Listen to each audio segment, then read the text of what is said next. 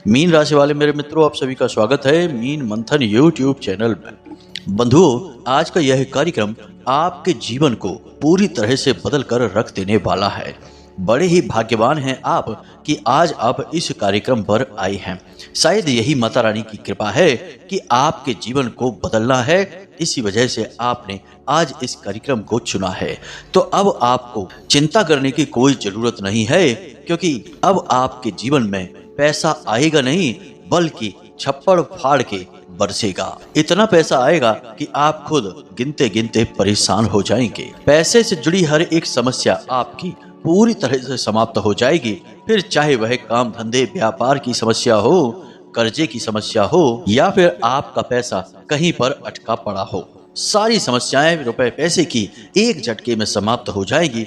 बस आपको करना यह है कि इस एक छोटी सी चीज को रोज तकिए के नीचे रख कर सोना है। बस फिर यह चीज अपना काम करेगी और अगले दिन जब आप अपने काम धंधे व्यापार में जाएंगे तो इस एक चीज के प्रभाव को पहले दिन से ही महसूस करने लगेंगे। जी हाँ बंधुओं, अब यह कैसे कार्य करेगी, कैसे यह आपके जीवन को बदलेगी, आपके जीवन में हर एक खुशी को खींच कर लाएगी। आखिर कौन सी है यह एक चीज और क्या बड़ी शक्तियां हैं इस एक चीज के अंदर, और इस एक चीज के प्रयोग के क्या विधि विधान है, सब कुछ आपको हम आगे वीडियो में विस्तार से बताने जा रहे हैं। बस आज आपको इस कार्यक्रम को अंत तक देखना है, इसके बाद आपका उद्धार निश्चित है। तो जयकारा बोलो माता रानी का, जगत माई महामाई माँ भद्रकाली की जय बोलो, माता रानी के साचे दरबार की जय बोलो। बंधुओं, एक बात हम आपको बता दें कि इस संसार में इंसान जो भी कुछ हासिल करता है वह इस बात पर निर्भर है कि उसके आसपास किस प्रकार की ऊर्जाएं हैं और वे उसके जीवन में किस प्रकार से अपना प्रभाव डाल रही हैं। इंसान के प्रयास तो मात्र पानी के एक छोटे से बुलबुले के समान हैं, जो कब फूट जाएंगे पता ही नहीं चलेगा। मतलब कि प्रयासों का इतना अधिक कोई प्रभाव नहीं है जितना कि दैवी शक्तियों का, ऊर्जाओं का प्रभाव है। तभी तो आपने देखा होगा कि कोई इंसान जीवन में चाहे कितनी ही छोटी शुरुआत क्यों ना करे, एक दिन वह महान बन जाता है। बल्कि उसी के समान दूसरे कई कार्य करते रहते हैं, लेकिन उनका कुछ भी नहीं होता, वे ज्यों के त्यों वहीं पड़े रहते हैं। चाय की एक छोटी सी दुकान कोई इंसान खोलता है और कुछ समय बाद वह लाखों करोड़ों का व्यापार का मालिक बन जाता है। राजनीति में भी कुछ लोग सहायक के तौर पर जुड़ते हैं, केवल राजनीतिक दलों की और नेताओं की सहायता के तौर पर अपने काम को शुरू करते हैं, और अब देखते हैं कि कुछ ही वर्षों के प्रयासों के बाद वे बड़े मंत्री और राजनेता बनकर स्थापित हो जाते हैं। जबकि अन्य उनके साथ से जुड़े हुए लोग वहीं के वहीं पड़े रहते हैं, उनका जीवन बदलता ही नहीं है। तो क्यों? कुछ लोगों का जीवन तो बदलता है और कुछ लोगों का नहीं, जबकि प्रयास तो उनके एक ही समान थे, प्रयासों में तो कोई भेद नहीं था। तो इनकी उपलब्धियों में इतना भेद क्यों है? बात वहीं के वहीं आ जाती है बंधुओं कि ऊर्जाओं का सारा खेल है। जो इन ऊर्जाओं को संतुलित कर लेता है वह सब कुछ हासिल कर लेता है, और जो नहीं कर पाता वह कितनी ही मेहनत करे कुछ भी हासिल नहीं कर पाता है। बस जीवन भर अपने उसे घिसे पिटे जीवन में अटका रहता है और अपनी दुख तकलीफों के मकड़ जाल में उलझकर अपने सारे जीवन को व्यतीत कर देता है, और अंत समय में देखता है कि उसके हाथ में कुछ भी नहीं है। यहाँ तक कि जिस रिश्ते नाते और परिवार के लिए उसने अपना सारा जीवन व्यतीत कर दिया, उन्हीं परिवार के लोगों के ऊपर वह बोझ बन जाता है। बड़ी ही दुख की बात है, बड़ी ही तकलीफ देह स्थिति होती है यह।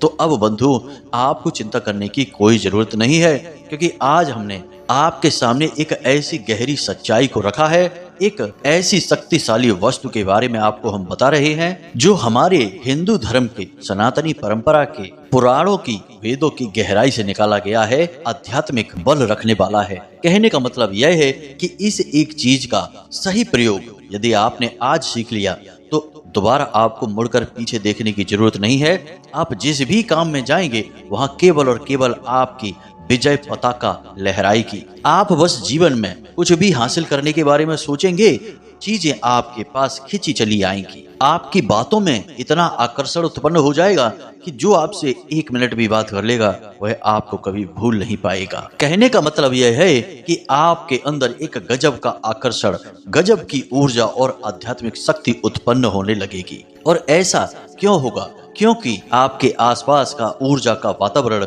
बिल्कुल शुद्ध और सकारात्मक हो जाएगा, यानी कि दैवीय शक्तियों का सीधा साथ आपको प्राप्त होने लगेगा। तो बंधुओं, आपसे हमारा बस निवेदन इतना सा है कि आज जब आप इस कार्यक्रम में आए हैं तो इसे पूरा अवश्य देखें, बीच में बिल्कुल भी छोड़कर नहीं जाना है। लेकिन यदि आपको जाना ही है तो अभी इसी वक्त इस कार्यक्रम को छोड़ दें, क्योंकि आगे यदि आपने इस कार्यक्रम को छोड़ा तो आप और बड़ी मुसीबत में फंस जाएंगे, क्योंकि आप अधूरा ज्ञान लेकर जाएंगे और अधूरा ज्ञान न होने से कहीं ज्यादा खतरनाक होता है। तो उम्मीद हम करते हैं आपसे कि आप सचमुच में अपने जीवन को बदलना चाहते हैं, देवी देवताओं की शुद्ध सकारात्मक ऊर्जा और उनकी कृपा और आशीर्वाद को अपने जीवन में लाना चाहते हैं, और सबसे बड़ी बात कि आप भगवान में, धर्म में और आध्यात्म में गहरी आस्था और विश्वास रखते हैं। यदि आप इन सब चीजों के लिए अपने मन में हाँ कह रहे हैं तो निश्चित तौर पर इस वीडियो में टिकिए। हम आपको पूरा भरोसा दिलाते हैं कि आप आज ज्ञान का एक ऐसा खजाना प्राप्त कर लेंगे जिसे प्राप्त करने के बाद जीवन तो 100% बदलता ही है, इंसान के सोच विचार और जीने के तरीके भी बदल जाते हैं। तो उम्मीद करते हैं कि आप हमारी भावनाओं को समझ रहे हैं, हमारे काम करने की शैली को भी जानते हैं, और इसी आधार पर आप इस कार्यक्रम में अंत तक अवश्य ही ठहरेंगे। तो चलिए बंधुओं, बिना समय गवाए आज के इस महत्वपूर्ण कार्यक्रम की शुरुआत करते हैं। लेकिन इससे पहले हम आपसे चाहेंगे कि आप माता रानी को आभार अवश्य व्यक्त करें और कमेंट बॉक्स में 1 बार नहीं 3 बार लिखें, जय माँ भद्रकाली कृपा करो। माता रानी आपके ऊपर पूरी कृपा और आशीर्वाद बनाएंगी, हमें पूरा विश्वास है। इसी के साथ साथ यदि आप इस चैनल कार्यक्रम पर पहली बार आए हैं तो इसे सब्सक्राइब अवश्य कर लें। ऐसा करने से आप न केवल हमारे बल्कि माता रानी के दिव्य परिवार के सदस्य भी बन जाएंगे, और माता रानी की सीधी कृपा और आशीर्वाद आपको प्राप्त होने लगेगा, क्योंकि परिवार के सदस्यों का ख्याल तो सभी रखते हैं, फिर हमारी माँ जगत माँ भद्रकाली क्यों नहीं रखेंगी। तो चलिए जल्दी से चैनल को सब्सक्राइब करिए, फिर आगे बढ़ते हैं। तो बंधुओं, अब आप ध्यान से हमारी बातों को समझना। आपसे हम कुछ प्रश्न पूछेंगे, उन प्रश्नों के जवाब आपको अपने मन में देना है, या यूं कहें कि विचार करना है। फिर आपको हम कुछ बातें बताएंगे जिन्हें जानकर आपको निश्चित तौर पर बहुत आश्चर्य होगा। आज का यह वीडियो नींद में किए गए एक विशेष प्रयोग के ऊपर आधारित है, पूर्ण रूप से आध्यात्मिक है, धार्मिक है और माता रानी के द्वारा दी गई अनुभूतियों के ऊपर आधारित है। जी हाँ बंधुओं, तो ध्यान से सुने। अब सबसे पहले हम आपसे यह पूछते हैं कि रात्रि के समय जब आप सोने के लिए जाते हैं, तो जब तक आप नींद की गहराई में नहीं डूबते हैं तब तक आपको सब पता रहता है कि आप कहाँ हैं, क्या कर रहे हैं, कैसे कपड़े आपने पहने हैं, कैसे लोग आपके आसपास हैं, दिन है कि रात है, यानी कि इस दुनिया की पूरी अनुभूतियां आपके पास होती हैं।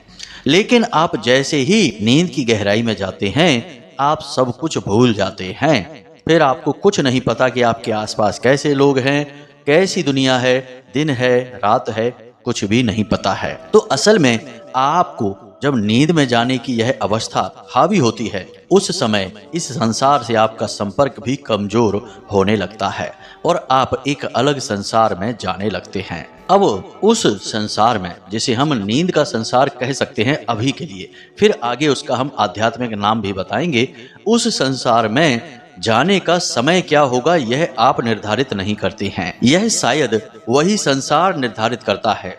इसीलिए आपने कभी देखा होगा कि कई बार तो आप बस यूं ही आंख बंद करके कुछ समय के लिए लेटेंगे और तुरंत नींद में चले जाएंगे, आपको पता ही नहीं चलेगा। और इसीलिए कभी कभी ऐसा होता है कि जब आप खूब सोने की कोशिश करेंगे फिर भी आप नींद में नहीं जा पाएंगे, बस यहाँ से वहाँ करवटें बदलते रहेंगे। अब आपके मन में कोई बेचैनी भी नहीं है, कोई विचार भी नहीं है, तब भी आपको नींद नहीं आ रही है, मतलब कि आपको उस नींद की दुनिया में, नींद के संसार में प्रवेश नहीं मिल पा रहा है, इस वजह से आपको नींद नहीं आ रही है। तो अब इन सब बातों से यह बात स्पष्ट होती है कि आपको नींद कब आएगी यह असल में आपका निर्णय नहीं है, यह निर्णय किसी और का है। आप तो बस लेट जाते हैं, आंखें बंद करते हैं और नींद के आने का इंतजार करते हैं। कब नींद आती है आपको यह भी पता नहीं चलता है, और नींद में जब आप चले जाते हैं फिर आपके साथ क्या होता है यह भी आपको नहीं पता चलता है। यानी कि नींद एक रहस्य है, और इस रहस्य की गहराई में बहुत बड़े बड़े राज छुपे हुए हैं। अब इस रहस्य के विषय में विज्ञान क्या कहता है, इस विषय पर तो चर्चा ना करें तो ही अच्छा है, क्योंकि विज्ञान को नींद के विषय में अभी कुछ भी नहीं पता चला। विज्ञान तो खुद बहुत बौना है, अभी बस विचार ही कर रहा है, सोच ही रहा है, अध्ययन रिसर्च अभी चल ही रहे हैं नींद के ऊपर। लेकिन हमारा अध्यात्म इसके विषय में बहुत कुछ कहता है। हिंदू धर्म की उन्नत परंपराएं और ऋषि मुनियों की गहरे अध्ययनों के आधार पर बहुत सारी बातें हमें पता चली हैं कि नींद क्या है। अब आप ध्यान से सुनिए। जब हम रात्रि में सोने के लिए लेटते हैं तो हमारा जो शरीर है वह तो विश्राम की अवस्था में चला जाता है, लेकिन इसी शरीर से जुड़ा हुआ एक और शरीर होता है जिसे हम आत्मिक शरीर कहते हैं, या फिर यूं कहें सूक्ष्म शरीर, जो हमारे इस शरीर से एक रेशमी धागे से जुड़ा रहता है जिसे हम सिल्वर कॉर्ड कहते हैं। यह धागा हमारी नाभि से और सूक्ष्म शरीर के नाभि से आपस में जुड़ा रहता है। अब जब आप नींद में जाते हैं तो असल में यह सूक्ष्म शरीर आपके भौतिक शरीर को छोड़कर अन्य लोगों के भ्रमण में चला जाता है। इसीलिए आप जब सोकर जागते हैं और कुछ सपने देखते हैं तो आपको सपनों की अधूरी सी यादें रहती हैं। कभी कभी तो सपना आपको याद ही नहीं रहता है, और याद रहेगा भी तो हल्की फुल्की यादें रहेंगी, पूरी तरह से नहीं। अब ऐसा क्यों? क्योंकि जो भी कुछ सपने में आपने देखा वह आपके इस भौतिक शरीर ने नहीं देखा, यह तो आपके बिस्तर पर पड़ा था, इसलिए यह इस भौतिक शरीर की यादें नहीं है। लेकिन आपके सूक्ष्म शरीर ने वह सब कुछ देखा, इसलिए वे यादें आपके सूक्ष्म शरीर की हैं। इसीलिए जब आप सोकर जागते हैं तो आपको कुछ भी ठीक से याद नहीं रहता कि आपने क्या सपना देखा। लेकिन कुछ सपने ऐसे होते हैं जो आपको पूरी तरह से याद भी रहते हैं, वे असल में संदेश होते हैं। जी हाँ बंधुओं, जो आपका सूक्ष्म शरीर आपके इस भौतिक शरीर में आपके मन मस्तिष्क में डालना चाहता है, क्योंकि वह आपके किसी पितृ पूर्वज से मिलकर आया है, किसी ऐसे संसार में घूमकर आया है जहां से कुछ विशेष सूचना है जिसका लाभ आपको प्राप्त हो सकता है, आपके उपयोग की है वह सूचना। मित्रों, उम्मीद कर रहे हैं हम कि आप हमारी सारी बातों को गहराई से समझ रहे हैं, क्योंकि बिना ध्यान दिए आपको कुछ भी समझ में नहीं आएगा। यहाँ पर हम पूर्ण गहराई की बात कर रहे हैं, आध्यात्म की बात कर रहे हैं। अब मानकर चलिए कि आपका सूक्ष्म शरीर आत्मिक लोक में भ्रमण कर रहा है। वहां पर वह कई प्रकार के लोगों को देखेगा, जीव जंतुओं को देखेगा जो अब इस संसार में नहीं रहते हैं, आत्माओं के संसार में। लेकिन वहीं से वह सूक्ष्म शरीर अन्य लोकों में भी जा सकता है, जैसे पितृलोक में, सूर्यलोक में, ब्रह्मलोक में, सतलोक में, तपलोक में, या फिर हमारे जो शास्त्रों में वर्णित नरक हैं अलग अलग प्रकार के, जिन्हें हम सतल, सुतल, वितल, तलातल, महातल, कई प्रकार के लोक हैं। अब हमारा सूक्ष्म शरीर जब पितृलोक में जाएगा तो वह हमारे पितृ पूर्वजों से मिलेगा। इसीलिए आपको सपने में ऐसा लगता है कि आप अपने किसी पुरखे पूर्वज को देख रहे हैं जो अभी इस संसार में नहीं है। जब उनसे मिलेगा तो वह उनसे बातें करेगा, उनके दर्शन करेगा, और यदि कुछ सूचना है तो वे आपको सूक्ष्म शरीर को जो सूचना देंगे उस सूचना को लेकर आपके पास आएगा। इसीलिए वह सपना आपको याद रहेगा। अक्सर ऐसे सपने आपको याद रहते हैं जिनमें आप भगवान के दर्शन करते हैं, ईश्वर के किसी रूप के दर्शन करते हैं, किसी मंदिर के दर्शन करते हैं, या फिर किसी पर्वत, पहाड़ या नदी के दर्शन करते हैं, या फिर अपने किसी पितृ पूर्वज को जो अभी संसार में नहीं है, मरे हुए हैं, ऐसे लोगों के दर्शन करते हैं, या फिर भविष्य में होने वाली किसी बड़ी दुर्घटना के बारे में आपको अनुमान हो जाता है, ऐसी चीजों के दर्शन करते हैं। तब आपको ये सपने सोकर जगने के बाद पूरी तरह से याद होते हैं, क्योंकि ये सपने असल में संकेत होते हैं जो आपका सूक्ष्म शरीर आपको देना चाहता है। यानी कहने का मतलब यह है कि यहाँ तक आपने यह समझा कि आप जब नींद में जाते हैं तो असल में आपका यह भौतिक शरीर तो सो जाता है, लेकिन आपका सूक्ष्म शरीर एक यात्रा पर निकल जाता है, और यह यात्रा अलग अलग लोकों की है। कभी वह किसी लोक में जाएगा, कभी किसी लोक में जाएगा। तभी आप किसी किसी सपने में बड़ी विचित्र चीजों को देखते हैं, विचित्र स्थानों को देखते हैं, या फिर जीव जंतुओं को देखते हैं, और आप अंदाजा लगाते हैं जागने के बाद कि आखिर आपने सपने में देखा क्या। चीजों के बारे में आप ठीक से अनुमान भी नहीं लगा पाते हैं, क्योंकि वे अलग अलग लोगों के दृश्य होते हैं। तो अब यहाँ तक आपको यह समझ में आ गया है कि सूक्ष्म शरीर किस प्रकार आपके सोने के समय पर यात्रा पर निकलता है। अब यहाँ पर आपके काम की एक बात और निकल कर आती है कि आपका सूक्ष्म शरीर आपको भविष्य में होने वाली बहुत सारी सूचनाओं की जानकारी दे सकता है, अलग अलग लोगों की यात्राएं कर सकता है, कई प्रकार की दिव्य ऊर्जाओं की, यहाँ तक कि देवी देवताओं की और भगवान के संपर्क में भी आसानी से आ सकता है। तो अब मूल बात यहाँ पर यह निकल कर आती है कि आप देवी देवताओं की विशेष कृपा और आशीर्वाद को इस प्रक्रिया से गुजरकर आसानी से हासिल कर सकते हैं। अब यह क्रिया क्या है, इसे आप ध्यान से समझिए। हम आपको बताने जा रहे हैं एक ऐसी क्रिया, एक ऐसी चीज के बारे में जिसे जब आप अपनी तकिए के नीचे रखकर सोएंगे और किसी विशेष ऊर्जा को साधने की कोशिश करेंगे तो वह ऊर्जा आपके सूक्ष्म शरीर के संपर्क में आएगी।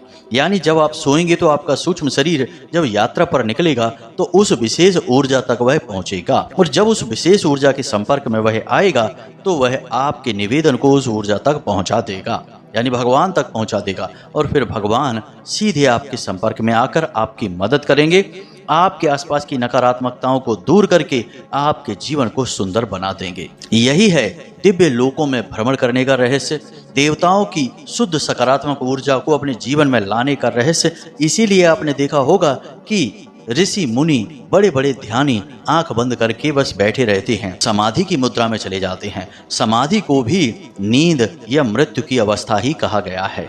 आपने देवी देवताओं तक को देखा होगा कि वे भी ध्यान की अवस्था में बैठे रहते हैं, फिर चाहे भोलेनाथ ही क्यों ना हो, चाहे भगवान श्री हरि विष्णु ही क्यों ना हो। जैसे कि इस समय भगवान श्री हरि विष्णु योग निद्रा में ही लीन हैं, और ब्रह्मा जी तो हैं ही तपस्वी, वे तो ध्यान में बैठे ही रहते हैं। तो यह जो ध्यान की अवस्था है यह भी एक गहरी नींद ही है, जिसमें कि वे अपने इस भौतिक शरीर को छोड़कर अन्य लोकों के भ्रमण करते हैं, अन्य देवी देवताओं और पराशक्तियों के ध्यान में डूबे रहते हैं। तो अब आप ध्यान से सुनिए, अब हम आपको इस गहरे प्रयोग के बारे में बताने जा रहे हैं। इस गहरे प्रयोग को करने से पहले कुछ जरूरी बातें हैं, इन्हें आपको ध्यान से समझना होगा। सबसे पहली चीज कि आपको अपनी रात्रि को जब आप सोने जाते हैं उसे पूरी तरह से व्यवस्थित करना होगा।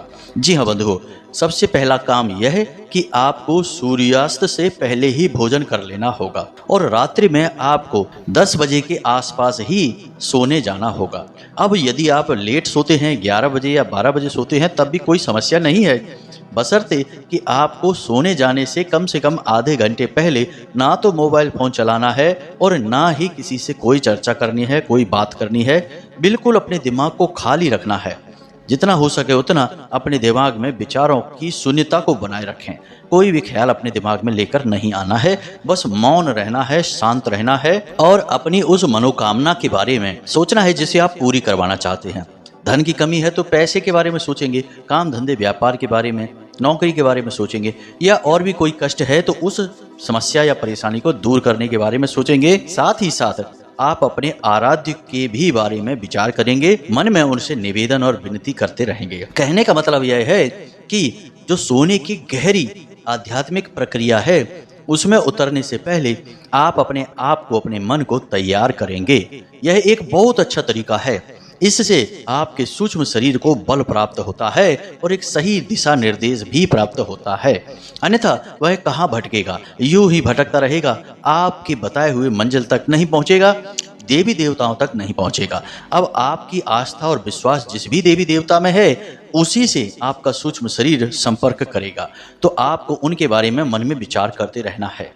आप यदि कोई मनोकामना पूरी नहीं करवाना चाहते हैं तब भी अपने देवी देवता के बारे में बस विचार करते रहें, उनकी भक्ति के बारे में विचार करें, उनका नाम जप मंत्र जप करते रहें मन ही मन। अब मानकर चलिए कि आप भोले बाबा में आस्था रखते हैं, तो आप मन ही मन भोले बाबा के सुंदर स्वरूप का ध्यान करते रहें, उनके पूरे परिवार का ध्यान करते रहें, मन ही मन पंचाक्षरी मंत्र का जाप करते रहें। इसी प्रकार यदि हनुमान जी के प्रति आपकी आस्था है तो आप मन ही मन हनुमान जी की लीलाओं के बारे में विचार करते रहें, उनके सुंदर दृश्य का, उनके स्वरूप का मन में आभास करते रहें, दर्शन करते रहें। साथ ही साथ हनुमान चालीसा का या फिर हनुमान जी का मंत्र जो है उसके बारे में मन में उच्चारण करते रहें। इस प्रकार आप अपनी आत्मिक ऊर्जा को भगवान से जोड़ने की कोशिश कर रहे हैं। यह असल में तैयारी है और यह तैयारी सोने जाने से आधे घंटे पहले प्रारंभ हो जाएगी। अब आप काम चाहे कोई भी करते रहें, खाना देने का काम कर रहे हैं, खाएंगे तो आप नहीं, उस समय बात नहीं करना है, बस मन ही मन यह आपको दोहराते रहना है। कोई मनोकामना यदि है आपकी तो आप उसके बारे में भी विचार करते रहें कि हे भगवान, हमारे पास पैसे की बहुत तंगी है, कुछ भी करके आप हमारी तंगी को दूर करिए। या फिर कर्जा है तो हे प्रभु, हमारे ऊपर बहुत कर्जा है, कुछ भी करके हमें इस कर्जे से मुक्ति दिलाइए। इस प्रकार आप विचार करते रहेंगे। बंधुओं, याद रखना कि यह कोई साधारण प्रक्रिया नहीं है जिसके बारे में हम विचार कर रहे हैं, आपको बता रहे हैं। ऐसी गहरी आध्यात्मिक प्रक्रियाओं के बारे में केवल साधक ही आपको बता सकते हैं, अनुभवी इंसान ही बता सकता है। गैर अनुभवी इंसान तो इनके बारे में सोच भी नहीं सकता है। तो इन बातों को आप हल्के में बिल्कुल मत लेना। कुछ ही दिनों के प्रयोग के बाद आपका जीवन 100% बदल जाएगा।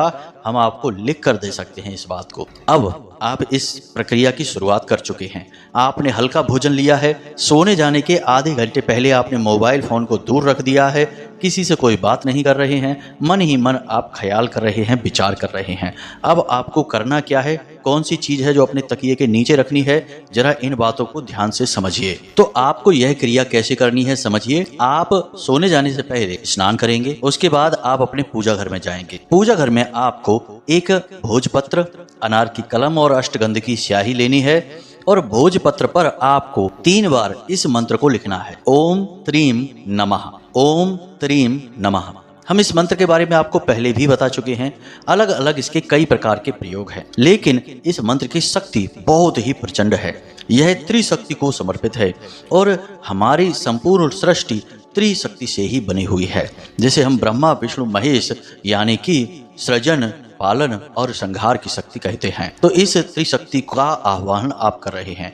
देवी देवता आपके जो भी हैं, आपके मन में हैं, उनके बारे में अलग बात है, लेकिन संपूर्ण देवी देवताओं का संबंध कहीं ना कहीं इन्हीं त्रिशक्तियों से ही होता है। तो अब आपने क्या करना है कि इस कागज पर यानी भोजपत्र पर आपको यह मंत्र 3 बार लिख लेना है। उसके बाद इस कागज को आपको भगवान भोलेनाथ या फिर भगवान श्री हरि विष्णु के चरणों में रख देना है। उसके बाद आपको गाय के घी का एक दीपक जलाना है और उस दीपक के पास बैठकर ही मन इस मंत्र का उच्चारण करते रहना है, ओम त्रीम नमः। इस मंत्र का आपको उच्चारण करते रहना है। कोई विशेष संख्या की सीमा नहीं है, कितनी भी बार आप उच्चारण कर सकते हैं। जब तक आपका दीपक जल रहा है तब तक आप उच्चारण करें। कम से कम 5-10 मिनट तो वहां बैठे ही। उसके बाद जब आपका दीपक शांत हो जाए तो उसके बाद आपको वह कागज भगवान के चरणों से उठाना है और मन ही मन भगवान से निवेदन करना है कि हे प्रभु, हमारी मनोकामना आप पूरी करिए। हम आपसे निवेदन करते हैं और हम आपकी शरण में हैं, आपकी मदद चाहते हैं। सपने के माध्यम से आप हमें संकेत दीजिए कि आप अब हमारी मनोकामना को पूरी करने वाले हैं। यह आपका मन में चल रहा विचार होगा, आपको बोलने की कोई जरूरत नहीं है, किसी से कुछ बताने की जरूरत नहीं है। यह बहुत ही गुप्त और व्यक्तिगत प्रयोग है। और याद रखना कि आप कुछ बोलें या ना बोलें, भगवान सब सुनते हैं, वे अंतर्यामी हैं, आपकी आत्मा को जानते हैं। तो अब आपको यह कागज उठाना है और इसे धीरे से अपने तकिए के नीचे रख लेना है। अब आपको सीधे होकर लेटना है और अपनी छाती पर दोनों हाथ रखने हैं और उसके बाद इसी मंत्र का फिर से उच्चारण करना है। जितनी भी बार आप कर सकते हैं, 7 बार कर सकते हैं, 21 बार कर सकते हैं, 31 बार कर सकते हैं। मन ही मन इसका उच्चारण करें और हर उच्चारण के बाद आप भगवान से निवेदन करें कि हे भगवान, हमें आप सपने में दर्शन देकर हमारी मदद करें और अपने साथ होने का हमें एहसास कराएं। इस प्रकार आप निवेदन करेंगे। यदि आपको मंत्रोच्चारण करते करते ही नींद आ जाती है तो कोई समस्या नहीं, बहुत ही अच्छी बात है। नहीं आती है, आप थक जाएं उच्चारण करते करते, तो आप आंखें बंद करके लेटे रहें, आपको नींद आ जाएगी। जब आपको थोड़ी देर बाद नींद आ जाएगी तो आपका जो सूक्ष्म शरीर है वह सीधे उसी लोक में जाएगा जिस देवी देवता के लिए आपने प्रार्थना की थी। याद रखना कि सीमाएं हमारे इस भौतिक शरीर के लिए हैं, आत्मिक शरीर के लिए, ऊर्जा शरीर के लिए कोई सीमा नहीं है, वह कहीं भी जा सकता है। एक और दूसरी बात कि कुछ लोगों के मन में यह आ सकता है कि भाई, हमारा आत्मिक शरीर भगवान से कैसे मिल सकता है, हम तो छोटे से जीव हैं और भगवान परम ऊर्जा है। तो उनके लिए हम बता दें कि जितनी भी छोटे बड़े पाप पुण्य ऊंच नीच के भाव हैं, वे केवल इस भौतिक शरीर में ही हैं। इस भौतिक शरीर से जुड़ी हुई ऊर्जाओं का कोई भाव नहीं है, वे बिल्कुल एक जैसी ऊर्जाएं हैं। आप इसे ऐसे समझ सकते हैं कि एक छोटा सा 9 वाट का बल्ब जलेगा तो उसमें जो बिजली होगी, या फिर एक 100 वाट का बल्ब जलेगा उसमें जो बिजली होगी, क्या वह अलग अलग है? नहीं। उसमें निकलने वाला प्रकाश अलग अलग है? नहीं। प्रकाश भी एक जैसा है, बिजली भी एक जैसी है, बस उनकी तीव्रता कम या ज्यादा हो सकती है आकार की वजह से, लेकिन उनके अंदर जो तत्व है वह तो एक ही है। इसी प्रकार भगवान की जो ऊर्जा है और आपके अंदर जो आपकी आत्मा है, आपकी ऊर्जा है, वह भी तो एक ही है, अलग अलग कहाँ है। इसलिए आपका सूक्ष्म शरीर सीधे भगवान से जुड़ सकता है, सीधे दर्शन कर सकता है, सीधे बात कर सकता है। अब चाहे वो भगवान हनुमान जी हो, भोलेनाथ हो, भगवान श्री हरि विष्णु हो या माँ दुर्गा हो, कोई भी हो सकते हैं, कोई फर्क नहीं पड़ता है। अब आपको इस प्रयोग को कम से कम 7 दिन तक करना है। 7 दिन के अंदर अंदर आपके जो देवी देवता आराध्य हैं, जिनमें आपकी आस्था है, वे आपको 100% दर्शन देंगे, हर हालत में देंगे, सपने के माध्यम से। कुछ लोगों के बारे में तो यह भी देखा गया है कि देवी देवता सपने में उनसे बात करते हैं। वेश बदल कर आएंगे लेकिन तब भी वे उसे पहचान जाएंगे और बात करेंगे। कभी कभी ऐसा होता है कि देवी देवताओं के आंशिक दर्शन होते हैं। जैसे हमारे एक भक्त ने हमें बताया था कि उसने भोले बाबा के दर्शन पीछे से किए थे, यानी कि भोले बाबा की पीठ उसकी तरफ थी, लेकिन वह अच्छी तरह से समझ गया कि यह भोले बाबा ही हैं। एक साधक ने बताया कि उसने हनुमान जी के दर्शन किए, लेकिन हनुमान जी ध्यान की अवस्था में बैठे हुए थे आंखें बंद करके। तो यह भी तो दर्शन ही है। और जब देवता ने चुन लिया कि आपको दर्शन देंगे, तो मतलब कि आपके काम भी बनेंगे। बंधु, ये बहुत गहरी बातें हैं, समझने में समय लगता है। जो समझ जाता है उसका जीवन बदल जाता है। तो उम्मीद करते हैं कि आपको सारी बातें समझ में आ गई होंगी। हाँ, अब यहाँ पर यह भी है कि वह भोजपत्र का क्या करना है। सुबह जागते ही स्नान आदि करने के बाद उस भोजपत्र को पुनः पूजा की अलमारी में आप वहीं देवताओं के चरणों में समर्पित कर दें, चाहे भोले बाबा के, चाहे नारायण श्री हरि विष्णु के चरणों में, और रात्रि के समय इस क्रिया को फिर से दोहराएं। यदि आप उस दीपक को नियमित जलाएं, नियमित मंत्रोच्चारण करें और इस चीज को तकिए के नीचे रख के सोएं, तो 100% देवी देवताओं से आपका साक्षात्कार होगा। हम आपको पूरा भरोसा दिलाते हैं। तो अब आप इस प्रयोग को करिए, इसके नतीजे, इसके परिणाम हमें बताइए। हम भी उत्सुक रहेंगे कि आपके साथ क्या हो रहा है। इसी के साथ साथ आज के इस वीडियो को विराम देते हैं। हमेशा हंसते रहिए, मुस्कुराते रहिए, सकारात्मक रहिए और दिन में एक बार मंदिर अवश्य जाइए, क्योंकि आपका उद्धार वहीं से होना है। मिलते हैं अगले ज्ञानवर्धक वीडियो में, तब तक के लिए धन्यवाद। प्रेम से बोलिए जय माई की, जय माँ भद्रकाली। माता रानी आपका कल्याण करेंगी। धन्यवाद।